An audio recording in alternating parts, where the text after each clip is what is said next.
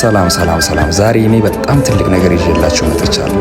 ዛሬ የሚገኘው ግራንድ ሰረባት ሆቴል ውስጥ ነው። እንደዚህ የምታዩት ምግቦች ሰዎች ከሀገር ውጭም ከሀገር ውስጥ ሆነው የሚያዙት ምግብ። ይሄ ምግብ ደግሞ የሚሄደው ለተራቡት ወገኖቻችን መስጂድ ውስጥም ውጭም ላሉ ወገኖቻችን ምስኪኖች እህት ወንድሞቻችን ይከፋፈልላቸዋል።